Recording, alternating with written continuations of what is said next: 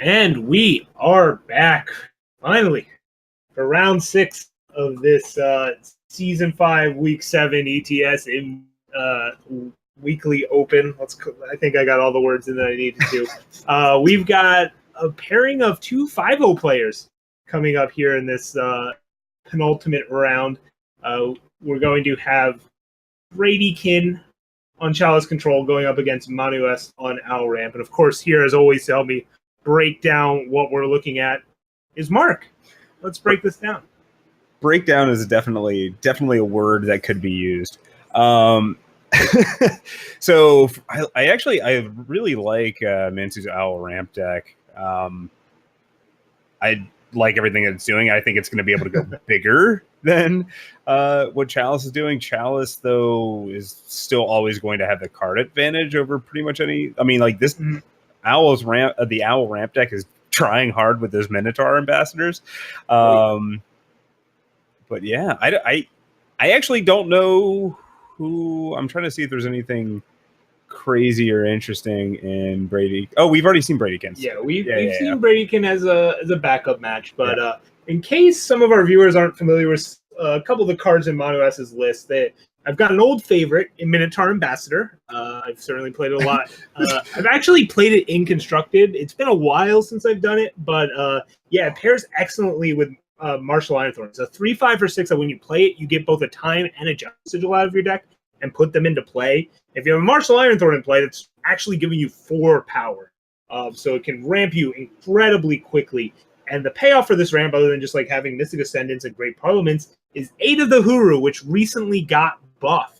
Now it still costs 12. It's quite a doozy, but it gives you a couple owls. It stuns your opponent's board. It gains you some armor, and now it draws you 4 cards instead of 2 cards. So all those cards you put down to ramp into it, you're getting that paid back in. Yeah, like I think purely because I like the deck more is aReNGee, but I seriously do not know who is favored. In the matchup of decks that are both playing 4 Harshals is always really confusing. I don't know. Whoever has the last unit standing, right? Whoever. So, it's about threat density, where on one end you've got Chalice as a value engine, on the other Seraph and 8 of the Huru, and Channel the Tempest on one end versus Mystic Ascendant on the other. Martial Ironthorn might be the big tiebreaker, where it's like I've got one-sided board wipes in Martial Ironthorn and 8 of the essentially. So that might be the big tiebreaker. And ManuS's Great Parliaments are generally going to be a lot bigger than Bradykin's, which is something. On the other hand, Bradykin might be able to, go under. I don't know. There's island choices on both sides as well, so that's a way to counter each other's harsh rules, or counter 8 of the Huru. Is a big thing here. That island's choice being able to negate expensive spells is going to be a big deal. Also means that ManuS's got an answer for the Channel of the Tempest right away too. Yeah, exactly. It plays both ways. So even though there's no backlashes around in either list, there'll still be plenty of ways to counter spells, and it'll be interesting to see how this all plays out. Who draws which of the correct cards? I think because Manu has a little more ramp, maybe it's easier for him to hold up the counter spells while also playing threats. Secret Pages alongside Island's Choice is also really cool. So some really sweet stuff happening.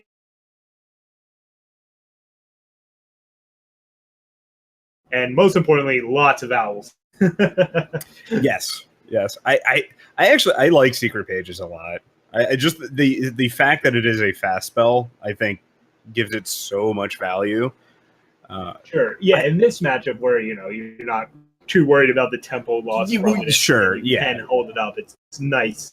In other matchups, 3-cost ramp spells not exactly what you want unless it's attached to a body, especially a flying dinosaur. But here it makes a lot of sense. And I was looking for Awakened students in ManuS's list, like in the sideboard. They weren't there. So my comment made a little less sense. Yeah. It's just more control tools. But this match is now underway. Bradykin the first to get on board. Not too surprising there. Scribe lands, and Manu has a handful of 3 drops and ramp spells, as the name of the deck would imply. Fair enough. I guess does Chalice actually imply like 2 mana, 2 drops, or 1 mana, or 1 to 3 mana, 2 drops? I guess because the card is there. Mm-hmm. Just rambling to myself now. It's all right. All right, yeah. Bradykin gets a Combrei Healer down. Manu responds with a Combrei Healer. Could have cast Secret Pages there to try and get the Iron Thorn down next turn. Always a fun thing to do, but instead just playing a more control-y, let's just all out this board. Yeah, and I have to imagine he probably wants the Martial. Well, I guess he's going to go Martial Iron Thorn into Minotaur Ambassador. So I don't know when the Secret Pages is actually going to be. Secret Pages can get a Primal Source here. Actually, this turn, yeah. I think by, I really don't think he wants to play Martial Iron Thorn until he can trigger it once. But even if you trigger it once, you can't hold up Island's Choice. So that's like a little awkward. Yeah. We'll see how Manu navigates this, what the top of the deck provides. In the meantime, Bradykin has a board wipe and some reactive. So we're just going to be sitting here. And Manu finds the power, so gets 1 trigger off this Iron Thorn, and that'll get some. Although it looks like Bradykin may have disconnected here. Okay, I thought that was me for a second. I was like, shoot. All right, there we go. It looks like they're coming back. Yeah, they are. Yeah. So a little blip from Bradykin there. So Manu's like, why is this Desert Marshal sitting here and not Bradykin's good to go.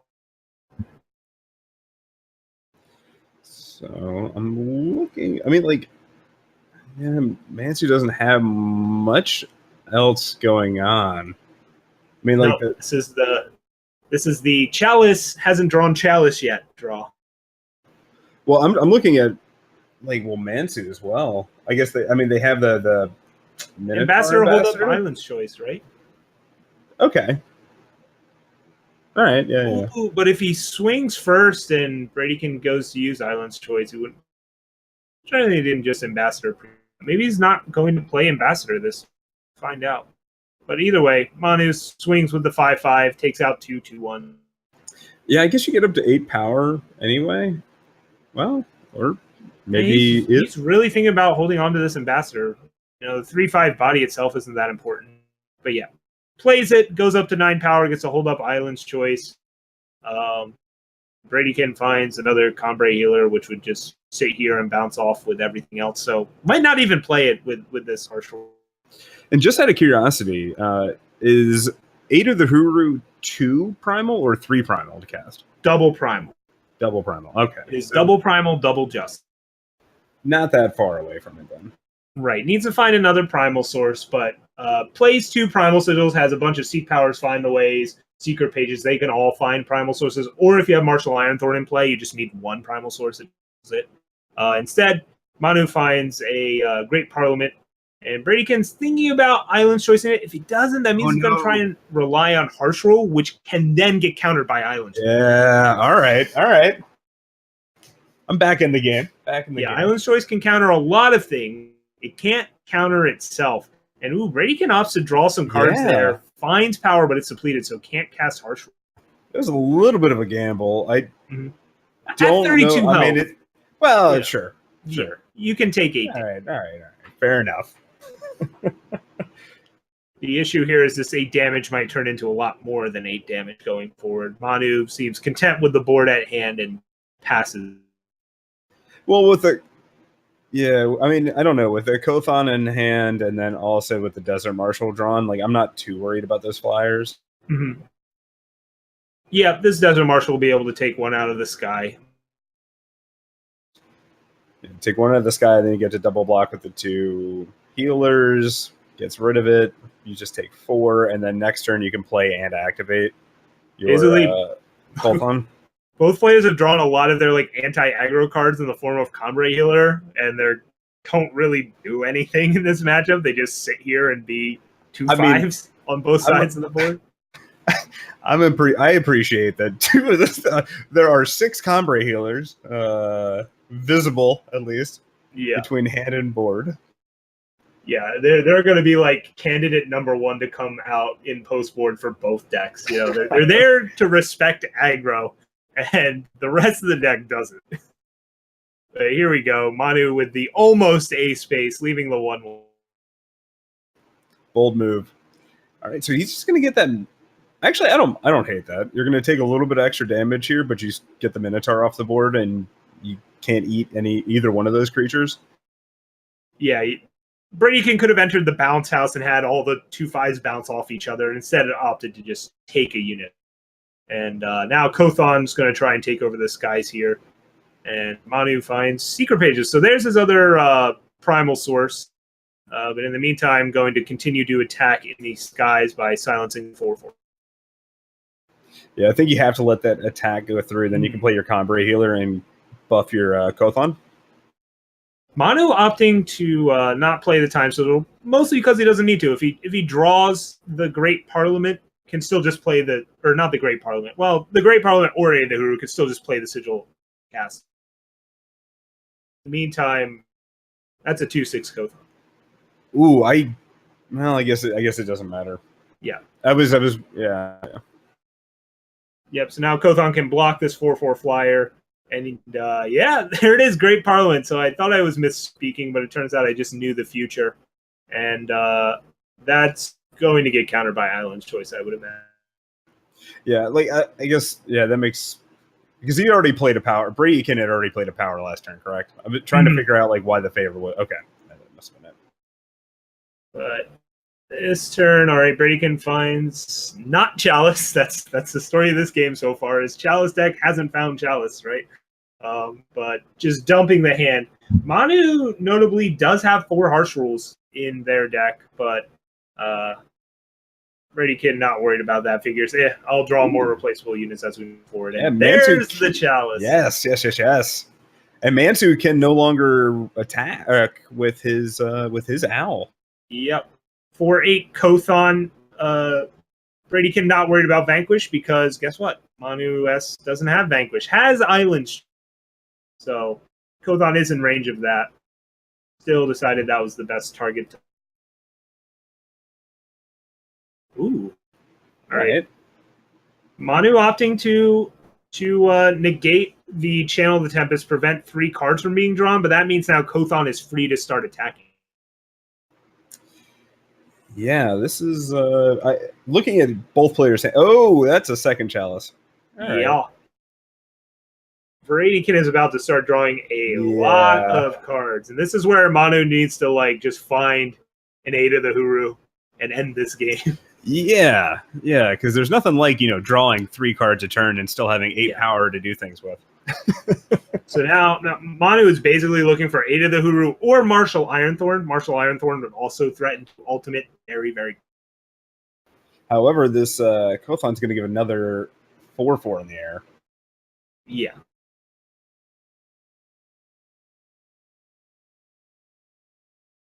Bradykin does opt to just play the Kothon.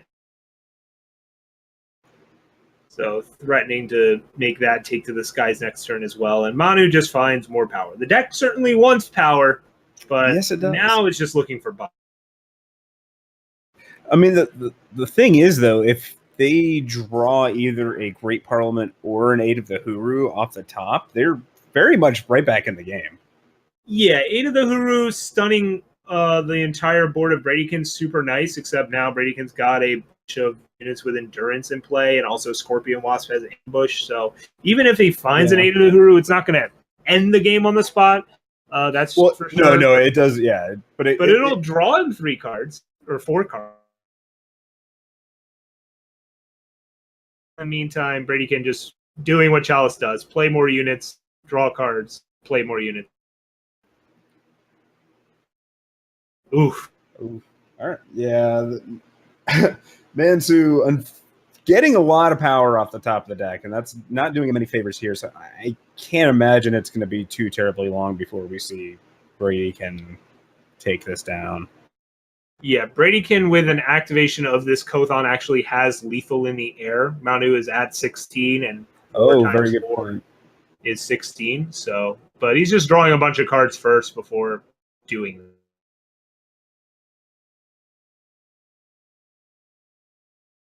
Yeah, Kothon plus Chalice. That's the only win con you need. I think it's the job done. It's a pretty good one. It's a pretty good one. Yeah. So like that game was kind of just in a spot for a while. I was like, who's going to find their marquee card first? Is Chalice going to find Chalice, or is this 8 of the Huru Owl ramp deck going to find more owls? And the Chalice showed up first, which found more Chalices, and the game's piled for. But yeah, I mean, Mansu also just not getting lucky, not finding any of his Seraphs. He still had multiple, the Great Parliaments, none of the Mystic Ascendant. There's so many things. Oh yeah. Harsh Rule we never saw. Like Manu just had all just insane cards to draw left in his deck, and instead found all the power. Well, next game we'll see. Yeah, again, this is a deck that wants to find a lot of power, but you also want to find at least a few threats to go with it. And so we are seeing the Sandstorm Titans come in for Bradykin. Okay. I wonder if Bradykin's going to go with the no Chalice plan again that we saw earlier when he was up against like a very big, crazy mid-range deck. And we'll have to wait and see. We also mentioned how Combrei healers are at least coming out on Manu's side. We see that there.